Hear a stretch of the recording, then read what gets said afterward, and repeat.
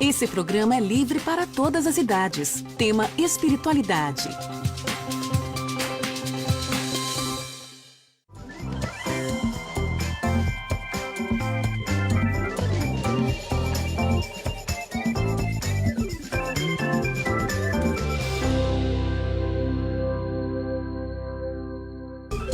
Olá, boa noite. Está começando agora mais um programa Na Verdade, ao vivo, direto dos estúdios da Rede Século XXI.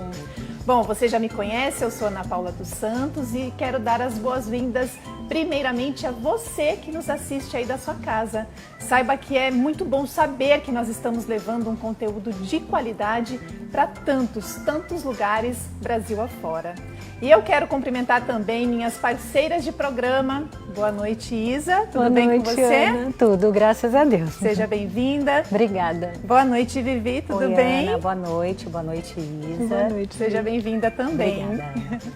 Olha só, antes de anunciar o tema do nosso programa de hoje, eu quero mostrar para você os prêmios que nós preparamos, o programa, na verdade, preparou para você ganhar no final do programa de hoje. Então, nós iremos sortear para todos aqueles que entrarem em contato conosco através do nosso call center, que é o 19 3871 9620. Ligou para participar do programa por qualquer motivo, você concorre ao livro Louvemos o Senhor e a novena das mãos ensanguentadas de Jesus. Agora, se você gosta da nossa programação, se você gosta da Rede Século XXI, se você gosta do programa Na Verdade, mas ainda não faz parte da nossa família, se tornando um sócio, fazendo isso hoje, ligando para o call center e dizendo: eu quero fazer parte da família Associação do Senhor Jesus, quero fazer parte e ser um sócio evangelizador. Nessas condições você concorre ao Palavra e Vida 2021, Diário Bíblico 2021, o lenço do Encontro Nacional das Mãos Ensanguentadas de Jesus e também a novena das Mãos Ensanguentadas. Para participar, já falamos aqui, é muito fácil, basta ligar no call center 19, reforçando o número então, 38719620. Bom, hoje nós vamos falar sobre um acontecimento da história da Igreja Católica, um acontecimento que sempre foi usado de uma forma falaciosa para tentar deturpar os fatos e, por consequência, difamar a moral católica. Eu estou falando sobre os corajosos cristãos que marcharam rumo a uma batalha a fim de proteger a liberdade do povo daquela época. Eu estou me referindo às cruzadas. Já ouviu falar sobre esse assunto? Bom, para abordar essa questão, então, nós recebemos novamente, porque ele já esteve aqui numa outra ocasião, no programa Na Verdade, o professor e historiador Michel Pagiossi. Tudo bem, Michel? Seja bem-vindo. Boa noite. Obrigado. Prazer estar aqui de volta. Boa noite, meninas. Um prazer estar aqui de volta. Nós prometemos que o traríamos de volta. É verdade. Né? Ficamos à disposição. E para falar desse tema tão importante, né? Sim. Que é sobre as cruzadas. Sim. Vamos aprender muito. Professor, obrigada por voltar. Imagina, eu que agradeço.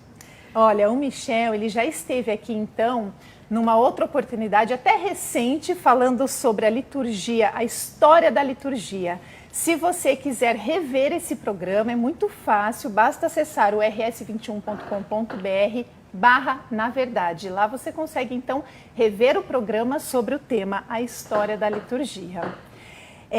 Bom, e se você tiver alguma dúvida, então, sobre o assunto de hoje, voltando, então, ao assunto de hoje, as cruzadas, você pode enviar a sua pergunta, o seu comentário, através do nosso WhatsApp 19 997 16 9915. Agora sim, professor, quando a gente fala sobre as cruzadas, é muito comum ouvirmos, né, argumentos do tipo: a Igreja Católica era ávida por poder e riqueza, a Igreja queria tomar território do Islã, ou o Ocidente, representado, né, pela Igreja, levou agressividade, levou violência ao Oriente Médio, deformando a cultura islâmica. A pergunta é, antes da gente refutar então esses acontecimentos, qual era o contexto na época das cruzadas? O que de fato estava acontecendo lá no Oriente Médio? Eu acho que a gente tem que entender essa situação das cruzadas para além do que nós escutamos, porque tudo isso é o que a gente escuta na escola. Então nós vamos ter aula lá no... Agora passou para o sexto ano o assunto. Tem uma página no livro do sexto ano. Aí você vai ler sobre isso e você escuta tudo isso que foi colocado. Só que as pessoas esquecem de dizer que existia uma pressão na Europa feita pelo Islã. O Islã dominava, de certa forma, uma parte do leste europeu, dominava a região do Oriente Médio, descendo ali para a região da África, subindo para o que eles chamavam de Al-Andalus, que para nós é a Península Ibérica. E se não fosse o avô de Carlos Magno, em 732, em Poitiers, que é um lugarzinho ali nos Pirineus, na França, barrar o avanço dos muçulmanos, em 732, então nós estamos falando de 300 anos, 350 anos das cruzadas, com toda certeza eu estaria de sari, vocês estariam de burca aqui. Porque o avanço dos muçulmanos, já nessa época, então, 300 anos das cruzadas, era algo terrível. Não é? No século IX, na passagem do século IX para o século X, houve um sultão ali daquela região que ele tinha por esporte, então é algo que nós vimos acontecer, inclusive agora, quando a Irmandade Muçulmana tomou o Egito, que era quando os cristãos estavam reunidos, então ele mandava fechar a porta da igreja, segurava os cristãos lá dentro e tacava fogo na igreja. Então, isso dentro na região ali do Oriente. Então, em determinado momento, a situação ficou absolutamente insustentável, porque a principal figura naquela época do poder civil não ficava especificamente na Europa. É difícil a gente falar, porque hoje a Turquia, a gente associa normalmente a Turquia com o Oriente Médio, que era o imperador de Constantinopla, né? Então o imperador do Império Romano do Oriente, ou do imperador do Império Bizantino, como preferirem. E ele também estava impotente, porque ele não tinha poder para combater os muçulmanos. E veio um monge, Pedro Eremita, da Europa. Ele desceu, fez todo o caminho, chegou até a Terra Santa. Ele parou e chorou aos pés do imperador, dizendo: os cristãos vão desaparecer do Oriente Médio. Porque, se não é imposto, são os poderes islâmicos que estão destruindo as igrejas e tomando para si essas terras. Então, ou o senhor faz alguma coisa, ou o lugar onde Jesus nasceu vai desaparecer e não lembraremos de mais nada em relação a isso. E aí eu tenho que voltar lá para trás para fazer um breve adendo, não é?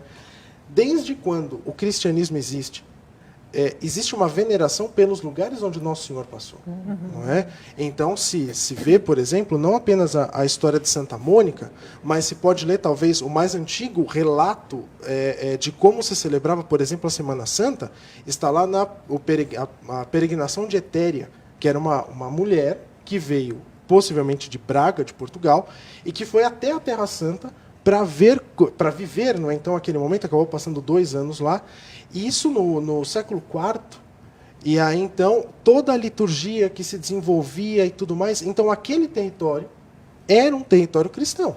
O professor, a própria Santa Helena, mãe Sim. de Constantino, também século IV, né? Ela fez uma peregrinação, ela achou a relíquia de Santa Cruz, Santa não Cruz, foi? exatamente. Então, não se pensa apenas nisso, mas tudo aquilo que havia sido ficado guardado naquela região, não é? Então, o Santo Sudário, a própria coroa de espinhos, tudo isso estava naquela região. No momento onde o Império Romano cai, porque eles eram os donos daquela região, quem assume o Império Romano do Ocidente cai, quem assume é o Império de Constantinopla, né? Então quem assume é o Império Bizantino. Até quando, na transição ali do século VII para o século VIII, os árabes, né? Então os muçulmanos, tomam toda aquela região. Inicialmente, você até permite que os cristãos fiquem lá, contanto que você pague uma taxa, ou que você se converta. E a taxa é muito alta, porque assim, acho que os cristãos vão permanecer numa terra que os conquistadores diziam: não, essa terra é nossa. Não é? E os que não fugiram eram perseguidos. Então, pera lá, já tem um problema no primeiro argumento aqui. Porque como que a gente pode dizer que a igreja queria terras, queria poder, se os cristãos estavam morrendo, eles iam desaparecer? Então Pedro Eremita fala com o imperador de Constantinopla, o imperador fala: eu não tenho o que fazer, porque eu não tenho forças, mas eu sei que isso vai acontecer. Então ele vai até o Papa e fala: se o senhor não fizer nada... O monge, vai. O monge, Pedro Eremita. Se o senhor não fizer nada, nós vamos desaparecer. Os cristãos orientais vão desaparecer. E se imagina que o Papa era a única autoridade universal daquele momento. E o Papa ele precisa fazer alguma coisa, porque ele realmente percebeu a gravidade das coisas. Então, o que o Hakan fazia? Né? Então, o califa Hakan fechava, queimava os cristãos dentro da igreja. Quem que é Hakan? O Hakan era o sultão que eu havia falado, que queimava os cristãos dentro da igreja. Já queimava cristão dentro da igreja, tomava as terras da igreja. Foram, se eu não me engano, pouco antes das cruzadas, alguma coisa em torno de 500 prédios da igreja haviam sido tomados. E nós estamos falando da segunda metade do século XI, então a partir de 1050. Então é assustador se imaginar que isso teria acontecido. Então, nós, cristãos, se não fosse pelas cruzadas, não estaríamos presentes no Oriente. Então, é uma situação muito complicada e é uma situação onde o Islã fazia força para destruir a Europa, para tomar a Europa. A gente pode falar, então, que as cruzadas, na verdade, não foi uma ação, foi uma reação a algo que estava acontecendo. Defesa, né? Uma defesa. Isso, uma defesa. Nós não podemos falar, por exemplo, esse é um grande problema, porque os católicos fizeram uma guerra santa. Meu filho, pera lá. Se você fala que católico faz guerra santa, você não sabe nem o que é igreja, nem o que é doutrina católica, não é? Porque não existe uma doutrina católica de guerra santa. O que existe na doutrina da igreja é a guerra justa. Então, o que nós vamos entender como guerra justa? Primeira coisa, quando falamos de guerra justa, é uma guerra de defesa. Então, alguém começou o ataque primeiro. E se você está queimando cristão dentro de igreja, você destruiu o Santo Sepulcro. O Santo Sepulcro não existia mais naquela época, ele havia sido destruído. As outras igrejas e monastérios haviam sido tomados. Então é uma guerra de defesa. Segunda coisa, com poder proporcional. Então a pessoa está com uma espada, você traz 30 pessoas para lutar contra ela? Não, o poder tem que ser proporcional, não é? E você tem que ter um motivo justo. Que motivo mais justo do que você salvar os cristãos? E claro, tem uma outra coisa. Existe algo muito característico do Islã, que é a característica da escravização. Os islâmicos, de forma geral, naquela época, os muçulmanos, eles pegavam as mulheres, né, e vendiam nos mercados como escravas. Então, assim, imagina, né, uma moça nórdica, loira, era muito caro, inclusive, então era muito lucrativo você ter escravos. Então não era apenas uma questão de eu estou destruindo, eu estou forçando que as pessoas se convertam, mas além de tudo, quem não se converte eu pego para escravo. E professor, eram só as pessoas que ali residiam ou peregrinos que iam à Terra Santa também? Além de tudo, talvez o último grande problema foi que com a ascensão dos turcos, né, então assim, a gente pode dizer que os turcos naquele momento, então eles começavam a aparecer como uma grande força, e quando os turcos, que são muçulmanos, tomam aquela região, eles começam a impedir as peregrinações. Então, além de tudo, não é? Então, assim, você destrói quem está lá, não é? E ao mesmo tempo você não permite que haja esse tipo de peregrinação até a Terra Santa.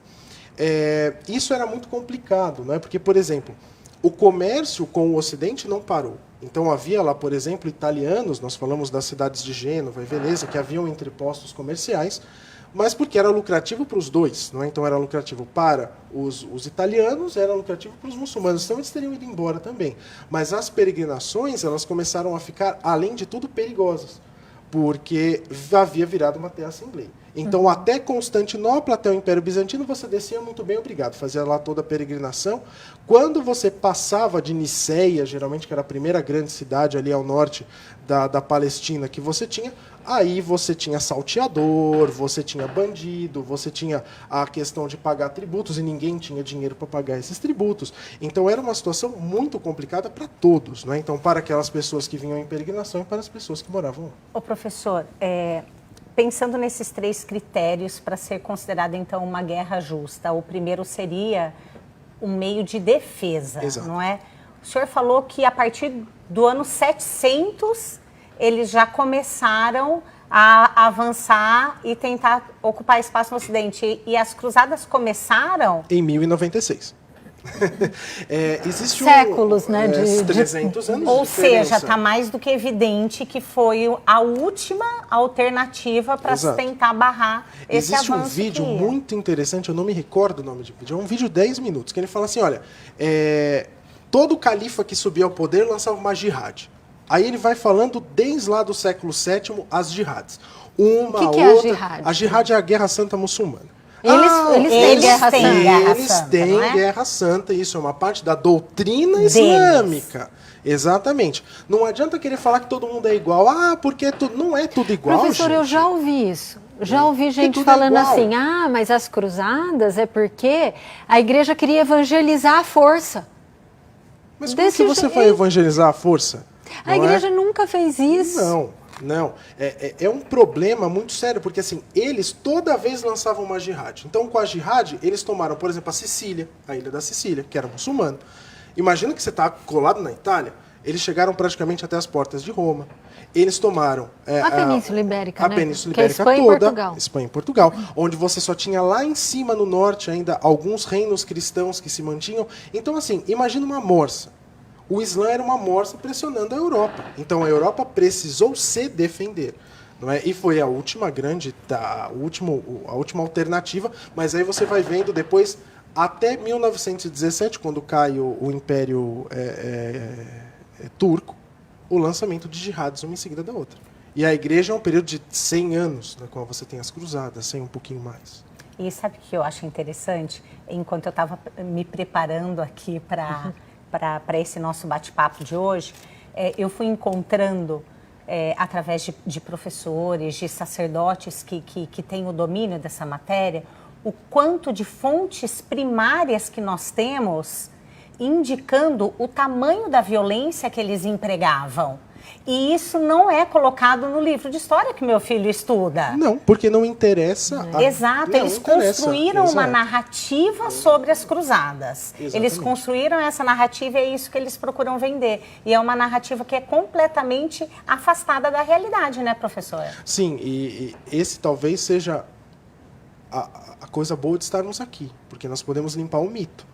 Não é? Então, acho que isso é o mais importante. Porque todo mundo vai falar que os cavaleiros cruzados, todos eles eram sanguinários, eram bandidos, que a igreja era um poder civil, pura e simplesmente, que queria terras, que queria isso, que queria aquilo.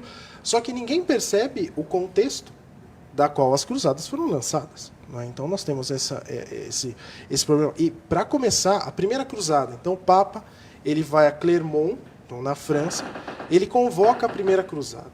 E no que ele convoca a cruzada, não é? Então esse movimento, quem se move não são os reis. Em 1096 é o povo que vai libertar Olha Jerusalém. só. Professor, mas qual foi o estopim para essa convocação desse sínodo, né, que o Papa convoca? O sínodo ele teve que resolver alguns problemas na França, então ele tinha problemas eclesiásticos na França, mas o Papa sabia, né, então, desde que o próprio imperador bizantino havia pedido via Pedro Eremita que se viesse em auxílio, mas havia também uma outra ideia que o Papa havia percebido de uma forma muito clara, que já fazia aí por volta de 40 anos que a igreja grega estava em cisma.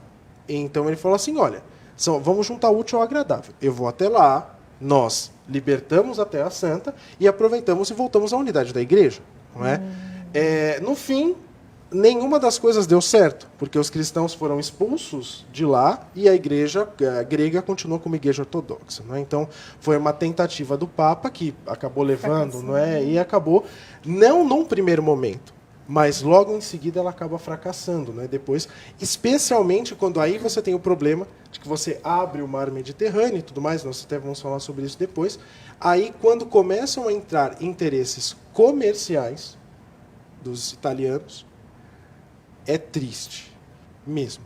Então, é uma situação muito triste, porque você percebe que alguns grupos, inclusive uma parte da nobreza, acaba se usando do que pede a igreja para os seus interesses próprios. E aí depois não dá certo. É desnecessário dizer que não dá certo.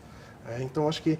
Mas os primeiros, professor, que se alistaram eram os próprios leigos, sim, não é? Os E leigos. eles recebiam uma bênção sobre uma cruz que era feita. E usavam do lado esquerdo. Por isso que os cavaleiros usam, por exemplo, a capa e a cruz está sempre do lado esquerdo, porque é o símbolo das cruzadas. Então, era bordada na roupa e você tinha diversos, entre aspas, benefícios, até se poderia dizer. Então, por exemplo, você era isento de pagar pedágio, entre aspas, né? Você não pagava pedágio para o senhor feudal quando você passava pela terra deles. De certa forma, essas pessoas poderiam receber alimentação, não é, pelo caminho. E eles tinham uma espécie de salvo-conduto, inclusive para entrar no Império Bizantino, que naquela época não estava também muito feliz com o Ocidente. Então, assim, eles eram um pouco hostis aos ocidentais. E lá vai Pedro Eremita, então, quem havia, não é, levando esse povo até lá, junto com o Gualtério sem haveres. Então, ele era possivelmente um nobre da baixa nobreza francesa, que é o pai de todo cavaleiro. Então, assim, a imagem do Gualtério sem haveres é a imagem clássica de todo cavaleiro. Então, a pobreza, a defesa da igreja, o ir até onde é possível, aquela retidão de intenção na atuação dele. E ele começa, então, os dois vão descendo com as tropas, não é? Então, no Concílio de Clermont, o Papa celebra do lado de fora, é uma missa campal, as pessoas escutam, elas tomam a cruz e elas saem numa euforia para vamos todos libertar Jerusalém, não é? Só que tem um problema, que os muçulmanos, eles, ainda que naquele momento não houvesse uma grande autoridade muçulmana para segurar os cristãos, para barrar os cristãos, eles estavam assentados, eles tinham soldados, e você tinha, nesse primeiro exército, camponeses. Pessoas que moravam na altura, totalmente. Só tinha coragem. Só tinham a coragem. E eles desceram até. Eles passaram por Constantinopla, não permitiram praticamente que eles passassem por Constantinopla, porque o imperador olhou para aquilo e falou: meu Deus, isso vai dar errado, porque eles não são soldados. Né? E eles desceram, e num primeiro momento, eles foram até Niceia, então acamparam diante de Niceia, e os soldados muçulmanos mataram um número absurdo de cristãos. Não sobrou ninguém sem ser o Pedro Eremita, com 20 ou 30 pessoas que acabaram fugindo e voltando para a Europa, dizendo: olha, não deu certo. Não deu certo. Isso, professor, antes da Primeira Cruzada. Antes da Primeira Cruzada. 1096. E aí os reis europeus, então eles falam: tá, então agora é a nossa vez. Então, para você preparar um exército naquela época, o exército em si não existia naquela época. Naquela época, o que você tinha era, por causa dos laços de suzerania e vassalagem, você tinha que pedir ao seu vassalo que enviasse soldados para si. Então, era muito difícil para que você criasse um exército, inclusive de uma hora para outra. Né? Então, você demora 2 anos para preparar as cruzadas. E, mesmo assim, os muçulmanos não conseguem, num primeiro momento, ter uma autoridade central para barrar o avanço cristão. Então, a força dos cristãos era muito grande. Então, você tem lá toda uma nobreza, nesse primeiro momento, você não tem reis, não é? Mas você tem lá toda uma nobreza que fala: nós vamos. Então, você tem aí verdadeiramente um exército. Não é? Então, você tem 2 ou 3 lugares da Europa da qual saem esses exércitos, eles se encontram próximo da região da Turquia e eles começam então a descer para tentar reconquistar a Terra Santa. A primeira grande cidade é Niceia. Não é? E em Niceia você vê uma grande cidade que possivelmente nenhuma cidade europeia era daquele tamanho. Era uma cidade absurdamente grande. Ainda que seja pequena para os nossos padrões, não é? Mas era uma cidade muito grande. E os cristãos param e olham para aquilo e falam: tá, vamos tentar ver o que conseguimos fazer aqui, não é? Porque Niceia já estava tomada. Já estava tomada, era uma cidade muçulmana, e era uma cidade que, com altos muros, então era uma cidade que os cristãos tinham... era o começo de tudo, deveria ser por lá. E é no momento onde... conta-se que Pedro Eremita tem uma visão que, se eles cavassem determinado território da parte de fora, da onde estava o exército, ele iria encontrar as ruínas de uma igreja, e dentro dessa ruína ele ia encontrar uma relíquia. E essa relíquia, então, seria responsável por fazer com que eles ganhassem, pelo menos nesse primeiro momento, o território. E ela vai, Pedro Eremita, durante a noite escava, e ele acha, então, o que seria, não é que diz a tradição, que foi a lança que perfurou Nosso Senhor. Olha. Então, que estava dentro dessa igreja, em ruínas. E quando ele pega isso, ele leva para o exército, ele coloca, mostra para todo mundo, os cristãos tomam Niceia. Então, nesse momento, quando Niceia cai, nós podemos dizer que é o começo da reconquista. E essa palavra é muito importante, porque é a palavra, por exemplo, que os cristãos vão usar para o mesmo movimento cruzado em Portugal e na Espanha. Porque o território também era um território cristão, que havia sido tomado pelos muçulmanos, e que aí então eles vão fazer essa expulsão dos muçulmanos de norte a sul, mais ou menos como acontece também na região da Terra Santa. Professor, nós já estamos recebendo mensagens via WhatsApp, a gente está aqui estimulando, né, você que nos assiste a participar através do nosso WhatsApp, que é o 199, eu ainda não decorei, 9716-9915. Então vamos à primeira mensagem. Olá, boa noite, muito boas essas palavras, a origem da verdade da igreja, nota 10, muito bem. Evaldo José, em São Paulo, Grajaú. Então ele está aqui dando os parabéns a você, professor, pelas palavras. Marli também, Marli está dando os parabéns pelo programa. Obrigada então a vocês pelas participações, ainda dá tempo de participar, tanto via WhatsApp, nesse número que eu passei e vou reforçar, que é o 997169915, ou pelo nosso call center. Aí, pelo call center, você tem a oportunidade de concorrer também aos nossos prêmios. Então, só reforçando, tá? O telefone é 19-3871-9620. Você ligando para participar, para comentar, para perguntar, para dar alguma sugestão, inclusive de pauta para o próximo programa, você concorre ao livro Troféu Louvemos, ao livro Louvemos o Senhor e a Novena das Mãos Ensanguentadas de Jesus. Agora, se você foi tocado aí no coração, através do programa Na Verdade, sentiu o desejo de se tornar um novo sócio da associação, então concorre ao Palavra e Vida 2021, Diário Bíblico 2021, o lenço do Encontro Nacional e a Novena das Mãos Ensanguentadas de Jesus. Corre que dá tempo de participar. A gente vai fazer um rápido intervalo. Daqui a pouquinho a gente volta com esse bate-papo sobre as cruzadas. Até já!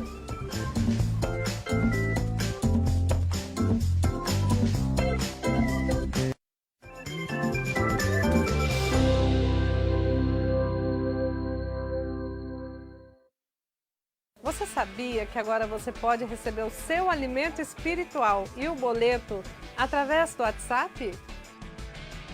Quer saber como? Entre em contato aqui através do 019-3871-9620. Guerreira, fiel aos planos de Deus, mulher de fé. Essa é a irmã Luísa Tecila. Uma vida entregue a Deus e dedicação por essa obra de evangelização. Através da oração, consola aqueles que precisam da ação de Deus. E estas orações podem fazer parte do seu dia a dia, pois foram reunidas em 2 livros, Falando com Jesus, orações pós-comunhão, e Na Presença do Senhor, orações de cura interior. Livros oracionais que transmitem palavras de conforto, ânimo, esperança e vão transformar a sua vida. Adquira agora no shoppingcatólico.com.br ou 19-3871-9620. O Advento é a época do ano que nos preparamos para o nascimento de Jesus Cristo.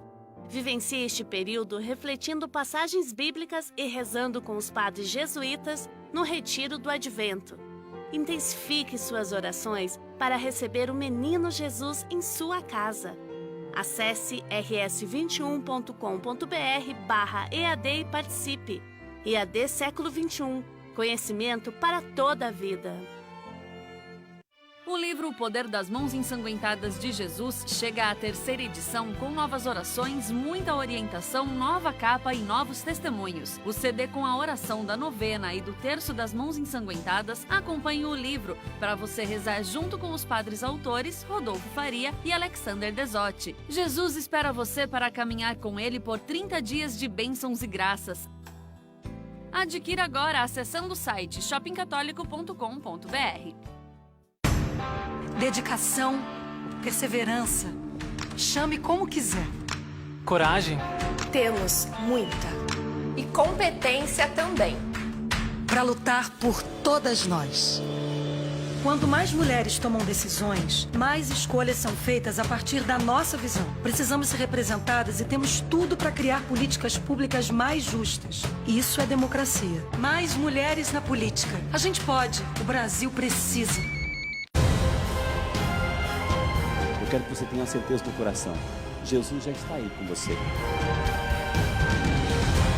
Se prepara para nessa noite também tomar posse de uma bênção muito especial.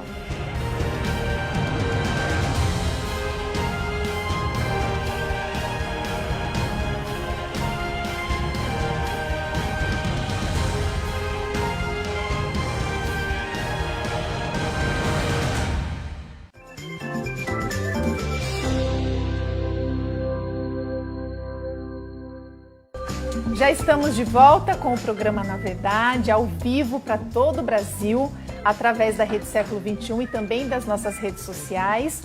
Hoje nós estamos falando com o professor Michel Pagiossi, que é um estudioso, um historiador, né? Um professor de história, falando um pouquinho sobre esse tema tão importante, né?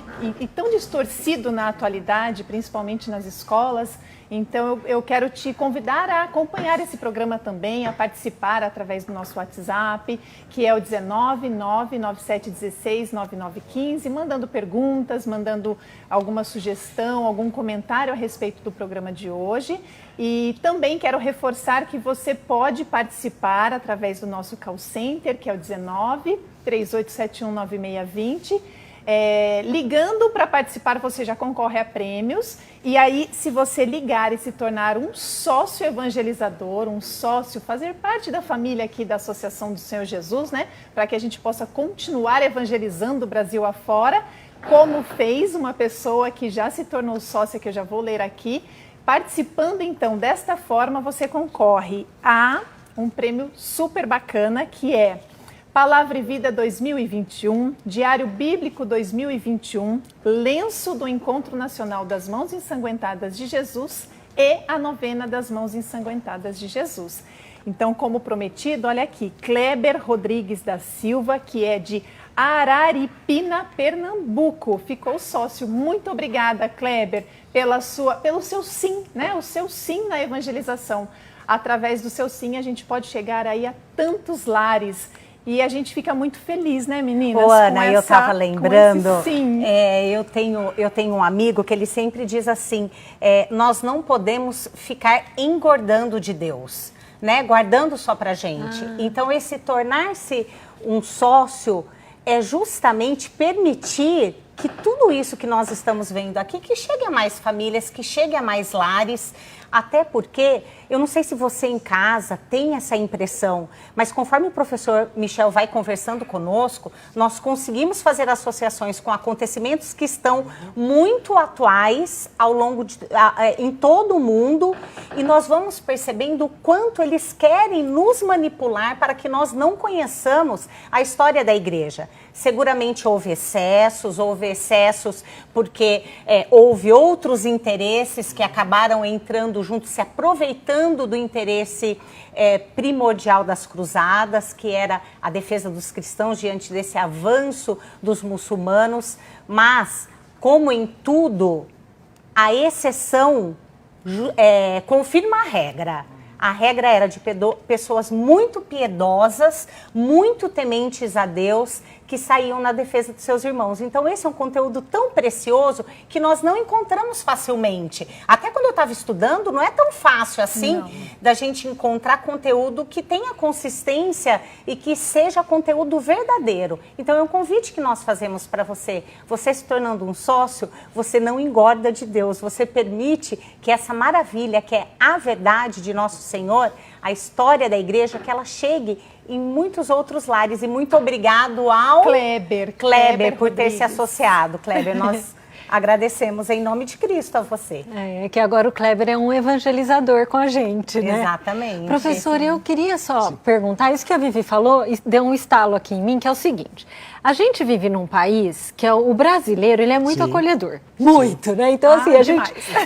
chegou, a gente já está conversando. Só que isso é muito da nossa fundação, porque a gente conviveu, né, com português, espanhol, japonês, os negros, os índios, então italiano,